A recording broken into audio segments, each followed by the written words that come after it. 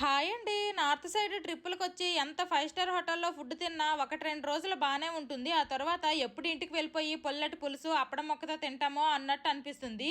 ఎంతైనా బయట ఫుడ్డే మన హోమ్ ఫుడ్డే కదా. ఇలా ట్రిప్పులకు వెళ్తే ఖచ్చితంగా బయట ఫుడ్డే తినాలి కదా. ఇంకా మేము కూడా ఈ ట్రిప్లో ఉన్నన్ని రోజులు బయట ఫుడ్డే తిన్నాము. మేము అందరము ఇంటి ఫుడ్ని చాలా మిస్ అయ్యాము. ఇక్కడ ఫుడ్ నాకు నచ్చింది నచ్చలేదని పక్కన పెడితే ఈ ట్రిప్లో ఉన్నన్ని రోజులు వంట వార్పు లేకుండా హాయిగా ప్రశాంతంగా ఉన్నాను. మేము మసూరి ట్రిప్ లో ఉన్నప్పుడు లంచ్ లో కానీ స్వీట్ కార్న్ సూప్, రైస్, పప్పు, ఫ్రైడ్ రైస్, చికెన్ కర్రీ, ఈ చల్లదనం చాలదన్నట్టు స్ట్రాబెర్రీ మిల్క్ షేక్ ఆర్డర్ చేశాము.